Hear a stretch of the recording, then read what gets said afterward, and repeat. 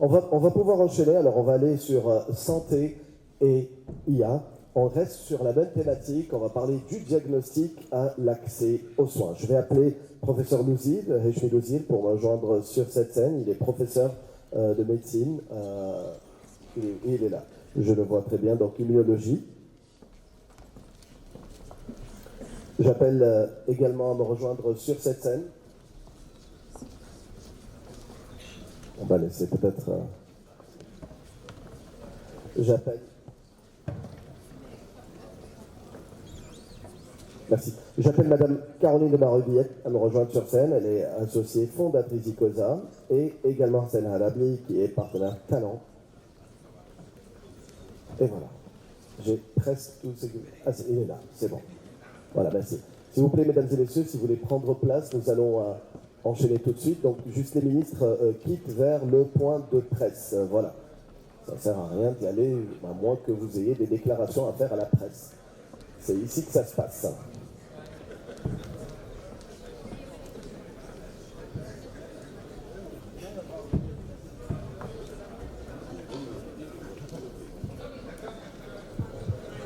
Très bien.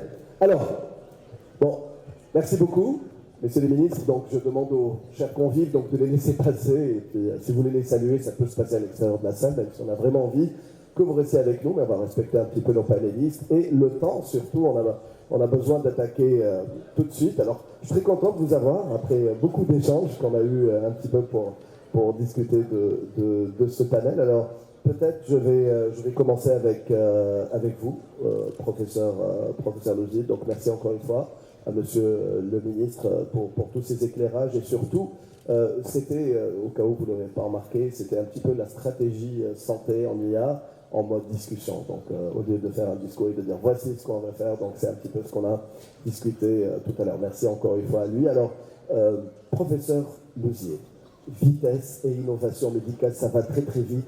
Et de ce que j'ai entendu de monsieur le ministre, on n'est pas prêt de nous laisser faire et on n'est pas prêt d'y aller lentement. On y va très très vite.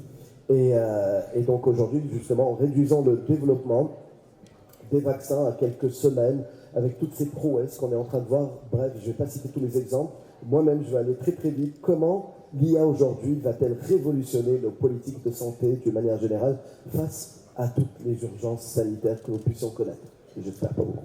Merci Wassim, mais vous avez déjà la réponse parce que depuis ce matin et tout ce qu'on a eu comme message avec Sikeline Meguir et puis avec l'intervention de M. le ministre de la Santé par rapport à l'engagement en fait de la Tunisie et l'utilisation du potentiel de ça. Bon. Donc moi, je vais parler un peu des aspects de biologie, des choses comme ça, de par ma formation. Effectivement, l'IA est en train de changer notre travail, notre mode de travail, nos activités, l'accélération des choses. Elle est impliquée dans beaucoup de choses. Tout à l'heure, on parlait du diagnostic. Moi, j'ai été un peu, je vais donner cet exemple, surpris personnellement par une application qui permet de détecter la nature génétique d'une cellule cancéreuse sans faire de test génétique. Vous vous rendez compte? Donc, c'est un système dans lequel on regarde les cellules des leucémies, pour ce cas, et l'œil au microscope ne peut pas voir certaines subtilités, mais quand les gens, disons, apprennent à la machine à lui dire « ça, cette photo correspond à tel type de séquençage », qui prend du temps pour se faire, qui coûte de l'argent, l'apprentissage de la machine de cette manière lui permet de détecter des signaux subtils qui permettent, avec une excellente sensibilité, de faire, disons, sans avoir recourir à des tests génétiques, de dire ça va être de tel type génétique parce que la machine a appris ce système. Donc ça, c'est vraiment des choses extraordinaires et ça se passe dans les différents domaines. Donc mon domaine, c'est un peu la vaccinologie, le développement, etc. Maintenant, dans toutes les phases du développement des vaccins et de la connaissance des cibles vaccinales, on utilise l'intelligence artificielle depuis le séquençage, depuis les analyses, depuis l'identification des peptides, l'identification des cibles, et même au niveau des phases cliniques de développement, on utilise l'intelligence artificielle dans les phases précliniques, les phases cliniques, phase 1, phase 2, phase 3, etc. Voilà, donc elle agit à tous les niveaux pour accélérer les découvertes. Alors, vous avez dit mon domaine, c'est l'immunologie. Ça, je pense, tous les Tunisiens qui ont vécu le Covid, on l'a bien compris. Hein. Le professeur Lozier a joué un grand rôle, pas dans le Covid, hein, pas un grand rôle dans la lutte contre le Covid, mais également l'un des événements phares sur lesquels on s'est rencontrés sur l'année 2025, c'était le One Health. Justement, la question du One Health est très importante, je sais, à vos yeux et pour moi aussi. Alors, dans ce cas de l'approche One Health, comment l'IA aujourd'hui, justement, elle peut devenir un système d'alerte précoce pour anticiper un petit peu des maladies sensibles comme la dengue ou autre. Exactement. En fait, One Health, pour rappeler la définition, alors en plus, One Health, elle intègre à la fois tout ce qui touche la santé humaine, mais aussi la santé animale et l'environnement. Pourquoi? Elles sont liées. Maintenant, plus de 70% des maladies nouvelles qu'on est en train de confronter sont d'origine animale. Donc, une connaissance, alors, sans parler du fait que parfois ça devient encore plus complexe quand il y a l'influence du climat. Et on est en train de vivre des changements climatiques. L'influence du climat, notamment dans ce qu'on appelle les maladies à transmission vectorielle. Les maladies qui sont transmises par des vecteurs, et le vecteur est sensible à l'humidité, il est sensible à la chaleur, à la pluviométrie, en plus des données qui peuvent exister chez l'animal, des données de l'environnement et des données humaines pour les stratégies, ce qu'on appelle d'alerte et de détection précoce intégrée, qui intègre. Donc l'homme et le vétérinaire et le médecin ne peuvent pas, sans appui de l'intelligence artificielle, sans des systèmes, sans des logiciels, sans, disons, toutes les nouveautés que offre donc l'intelligence artificielle, avoir des systèmes qui peuvent fonctionner, qui sont intégrés, qui intègrent. Alors, il y a des modèles qui existent dans le monde, utilisés par l'OMS, utilisés par les différents pays, etc., qui intègrent des données de pluviométrie par rapport à la température et prédire que dans telle ou telle région, il peut y avoir des cas de tel ou tel type de maladie. Ça, c'est les différents modèles qui sont offerts. Et ça permet aux gens qui s'occupent de la santé globale, aux gens qui s'occupent de gérer et de faire des ripostes aux épidémies, d'être mieux préparés, de se préparer, d'avoir des laboratoires qui sont équipés, etc. Donc voilà, l'intelligence artificielle, elle est vraiment maintenant quelque chose qui aide au diagnostic, qui aide à la préparation, qui aide à la riposte et qui nous donne, disons, des possibilités beaucoup plus importantes pour mieux lutter contre les menaces en santé globale qui vont arriver. On sait qu'on n'est pas à l'abri de notre nouvelle pandémie qui va très probablement arriver dans quelques années. Il faut que le système soit préparé. Vous voyez, tout le monde voyait. Tout à l'heure, je me retourne, je cherchais si Karine disait oui ou non, ou quelque chose, parce que moi, je me rappelle pendant le Covid, il y a quelque chose que j'ai un peu compris de ce que faisait l'Instadip, c'était que pendant un moment, la planète entière, on en a parlé de toute façon, vous arriviez du coup à être les plus efficaces, à anticiper les vagues suivantes ou comment ça allait se passer, c'est ça? Je ne dis pas de bêtises. Est-ce qu'on peut anticiper ce que nous prédit de magnifique il y a quelques instants, le professeur Lozier qui dit qu'il y a beaucoup de choses qui vont arriver, des épidémies dans les prochaines années. Vous êtes encore sur ce type de sujet ou est-ce qu'on peut, on arrive à prédire tout ça maintenant avec une grande efficacité? Pratiquement. On le voit à ses yeux. C'est toujours beaucoup de choses qu'il ne peut pas partager. Je dis deux mots parce que je suis un peu au courant de ces choses-là et c'est vraiment très intéressant. C'est une façon de prédire les variants. Rappelez-vous, pendant Covid, on a vécu les vagues et chaque nouvelle vague, c'était un nouveau variant. Il fallait se préparer aux nouveaux variants, etc. Et donc l'intelligence artificielle, et notamment donc Instadip avec Kérim Beguil, ils ont développé des outils qui permettent, selon la connaissance, selon les mutations qu'il peut y avoir, de voir les zones, ce qu'on appelle les hotspots, ou des régions, où prédire les variants, qui va nous donner plus de temps pour préparer la riposte, préparer soit les tests pour les détecter, et surtout les nouveaux vaccins, les vaccins qui vont être modifiés, qui vont être adaptés aux variants. Voilà, donc ça c'est vraiment des choses... Alors, professeur Lozier, selon vous, quel est aujourd'hui le risque majeur pour la santé globale si l'IA n'est pas utilisée d'une manière bienveillante, ou plutôt si elle est utilisée d'une manière malveillante? Oui, je vous ai proposé de me poser cette question parce que, en fait, je suis membre, ça m'a surpris, je suis membre d'une des commissions Lancet, ce qu'on appelle, qui regarde un peu les menaces en santé globale. C'est du futur, d'ici 2100. Les pandémies, l'inversion de la courbe des âges, la pauvreté, etc. Et j'étais surpris par le fait que l'intelligence artificielle, si elle est mal utilisée, ou surtout si elle est utilisée de façon malveillante, il n'y a pas encore eu de catastrophe. elle risque, disons, de constituer aussi une menace. Donc malgré tout ce qu'elle peut offrir comme possibilité pour le développement, pour la création de richesses, pour tout, pour la santé, d'être quelque chose d'extraordinaire, il faut rester méfiant. Et je sais que maintenant, actuellement, dans les différents pays au monde, il y a des systèmes de régulation qui essayent, disons, de réguler ces systèmes, qui essayent de contrôler quelque part. Pour le moment, il n'y a pas d'obligation, mais peut-être que ça va se faire. Mais sachez que, comme toute nouvelle technologie, son utilisation malveillante risque de faire du mal. Merci beaucoup. Merci, professeur Louzil. Alors, j'ai envie de passer avec à votre voisine de gauche, Caroline. Bonjour. Merci de vous joindre à nous. Donc, Caroline Marieux, je rappelle, vous êtes associée fondatrice d'ICOSA. Alors, on va parler actifs, valeurs, protection pratique et financement et déploiement. Je vais peut-être les poser les questions. Moi, j'ai envie de vous écouter parce que tout est imbriqué, en fait. Et donc, l'IA en santé, c'est l'actif le plus précieux. Est-ce l'algorithme, la base de données, l'interface? Pourquoi aujourd'hui cette distinction est-elle si importante pour un entrepreneur, pour une start-up? Et puis, face à l'évolution rapide de la technologie, la sensibilité des données en santé, quelle est la première chose à faire pour un innovateur pour protéger concrètement ces innovations, ces inventions et ces créations en matière d'IA, surtout ces algorithmes, ces architectures, etc. Et puis, le nerf de la guerre, j'ai envie de dire, le financement et stratégiquement aussi le déploiement. Donc, lors d'une discussion, vous disiez, enfin, je disais qu'il faut protéger, mais aussi expliquer comment une stratégie de protection solide aujourd'hui pourrait aider concrètement à lever des fonds, à convaincre des partenaires à déployer à grande échelle toutes ces innovations. Voilà. Je change de stratégie, je ne vais pas les faire une par une, mais voilà, on a envie de vous écouter. Voilà, alors moi j'ai la chance, je suis conseillère en propriété industrielle et je me suis formée à l'IA. J'ai fondé mon cabinet il y a 16 ans et j'ai fondé une boîte d'IA il y a 2 ans. Et l'objectif était au départ simplement de faire passer mon cabinet de propriété industrielle à l'ère de l'IA. Il se trouve qu'en fait ça m'a amené à travailler avec énormément de startups en IA qui m'ont expliqué que ce qu'ils faisaient c'était à peu près inaudible, on ne pouvait pas mettre des mots dessus, c'était trop compliqué. Et je leur ai dit, c'est très bien, alors comment on va faire maintenant? Et là, on a commencé à travailler pour pouvoir faire un projet, ici en Tunisie, par exemple, qu'est-ce qu'il faut? Quels sont les ingrédients? Le premier ingrédient, c'est de se faire comprendre. Qu'est-ce que ça raconte, cette IA? Est-ce que le financeur, qui n'est pas formé particulièrement à ça, il peut me comprendre?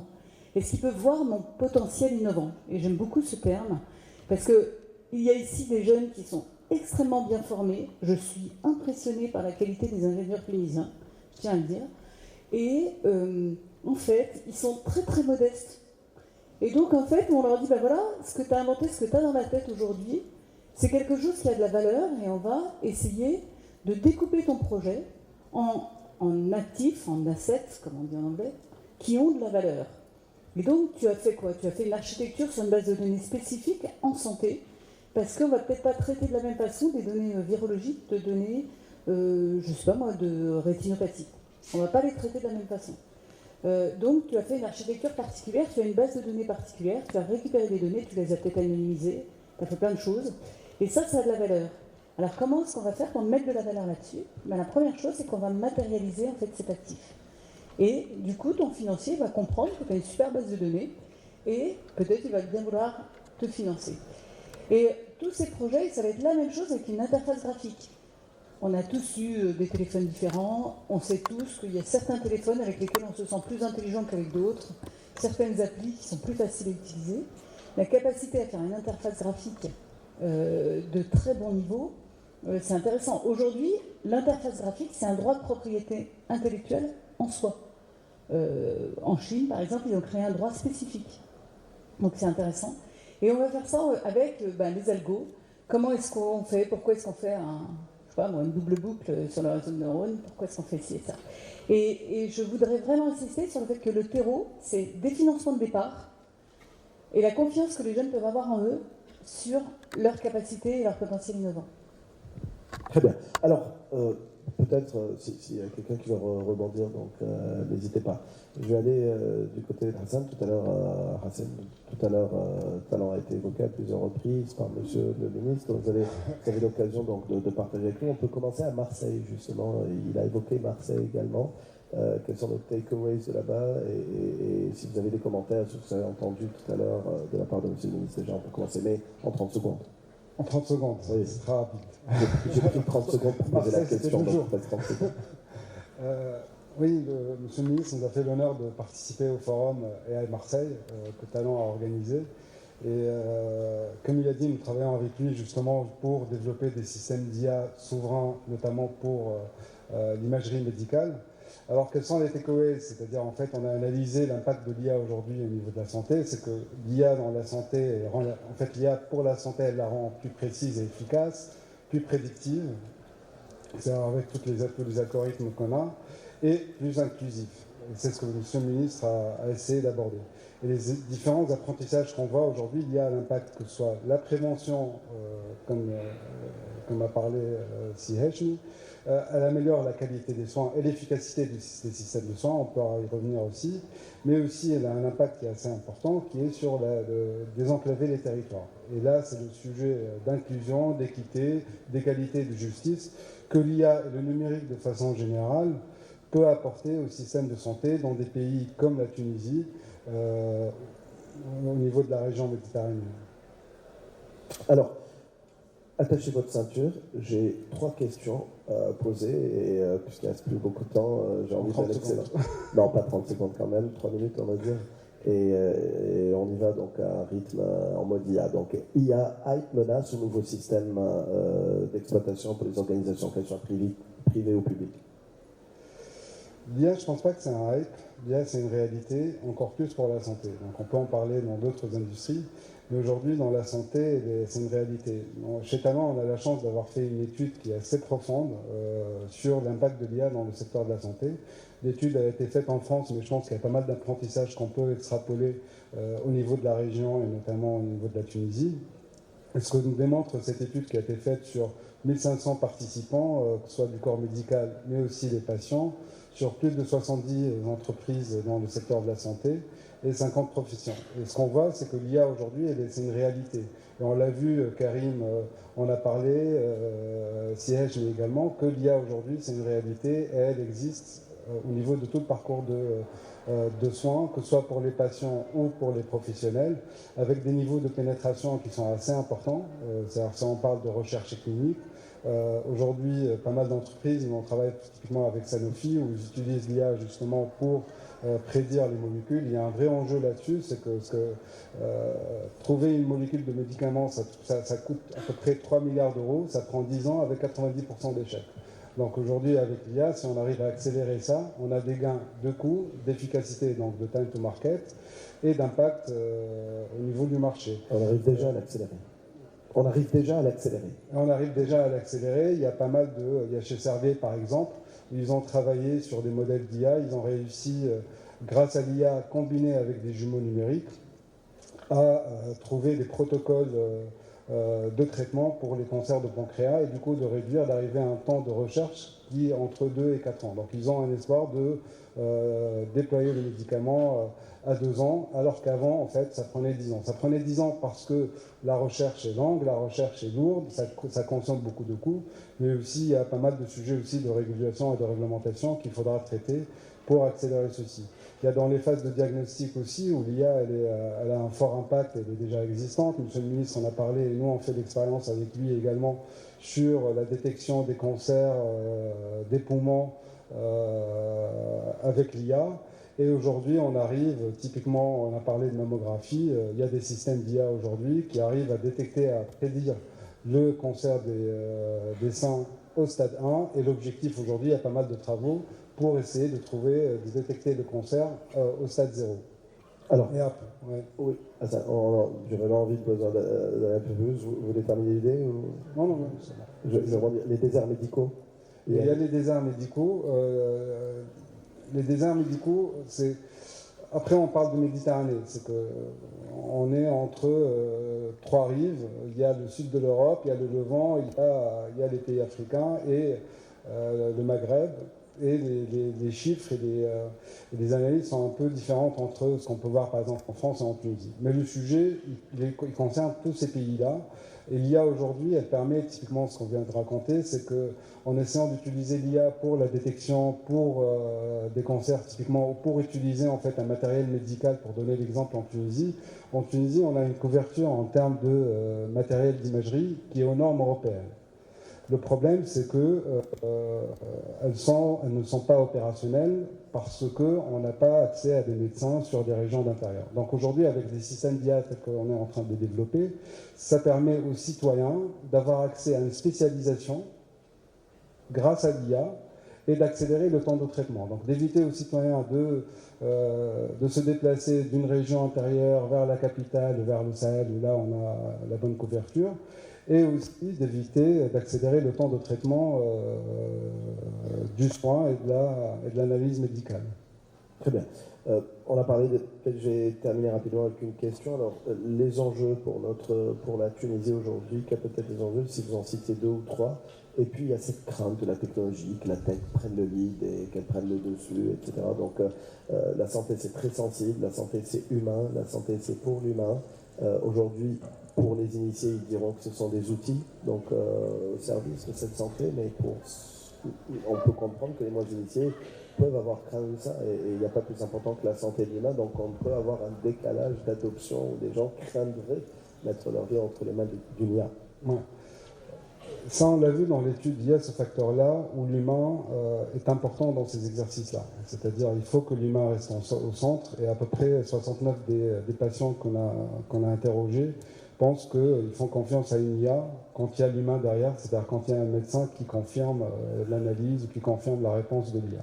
Donc il est important que l'humain reste au centre de tout ce dispositif. C'est que l'IA est là pour aider, pour augmenter le médecin, pour lui libérer du temps pour qu'il puisse exercer son métier, pour qu'il puisse faire de l'accompagnement, faire du travail de recherche. Tu as posé la question sur les enjeux aujourd'hui pour la Tunisie et pour la Méditerranée. Les enjeux, ils sont plusieurs. Si on en cite 3, c'est qu'il y a l'enjeu de souveraineté, et là on parle de la propriété au niveau des modèles, parce que les modèles aujourd'hui qu'on utilise, c'est des modèles qui ont été entraînés sur des datas et sur occidentales. Donc il y a des spécificités locales qu'il faut prendre en compte, et malheureusement aujourd'hui les modèles ne couvrent pas ces aspects-là. On a la chance d'avoir la donnée qui existe aujourd'hui en Tunisie, et si on parle de l'Afrique plus généralement, c'est-à-dire il y a un réservoir de données qui est important, donc on peut l'exploiter, et il faut l'exploiter afin que ces modèles soient adaptés. Et là, en fait, on peut travailler sur des axes de coopération nord-sud assez intéressants. On commence à le voir notamment au Maroc, où il y a des startups qui créent des partenariats avec des entreprises européennes justement pour déployer des systèmes de diagnostic en Afrique. Le deuxième enjeu, et là je sors de l'IA, c'est que l'IA toute seule, elle ne peut pas fonctionner. On présente souvent comme un monolithe, mais ce n'est pas un monolithe. C'est que l'IA doit être intégrée dans un écosystème et dans un ensemble. Et cet ensemble aujourd'hui, pour cette région, c'est la connectivité, c'est que ce soit au sud de l'Europe et surtout dans la région Maghreb, il y a des difficultés aujourd'hui au niveau de la connectivité et de l'accès à Internet. Il y a la fracture numérique qu'on voit, qui est déjà importante. Par exemple, en France, il y a quelques années, elle était d'un tiers, on l'évaluait à 30%. En Tunisie, elle est encore plus importante. Donc, si aujourd'hui on veut déployer une IA inclusive, il est important de travailler sur ce sujet de prise de conscience et de formation numérique. Et après, au niveau de la formation et de l'adoption au niveau des professionnels qui reste un vrai sujet, parce qu'on voit, et ça se démontré l'étude, c'est-à-dire quand on familiarise l'utilisateur à l'IA, on voit que le niveau d'adoption augmente. Aujourd'hui, l'adoption, elle est importante chez les professionnels, faible chez les patients, mais plus on accompagne, plus on forme, plus on gagne quelques points, voire tripler au niveau des patients, au niveau d'adoption sur l'IA. Merci beaucoup, cher Salari. Alors, il me reste 2 minutes. Je vais peut-être en octroyer une à nos 2 autres intervenants. S'ils veulent des mots de la fin, on va commencer avec vous, Carole. Oui, moi je pense que si on veut faire tout ça, effectivement la connectivité c'est important, mais l'important aussi c'est que votre génération de jeunes soit à la manœuvre.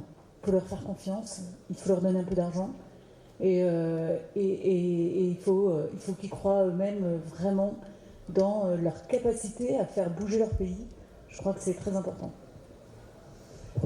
Moi, juste 2 mots parce qu'on m'a dit, on prédit avec l'IA, les vaccins, les trucs et tout ça. Il faut savoir qu'il y a toujours des validations expérimentales. C'est-à-dire les gens qui développent des vaccins, il y a l'IA qui aide énormément pour ne pas tester 100.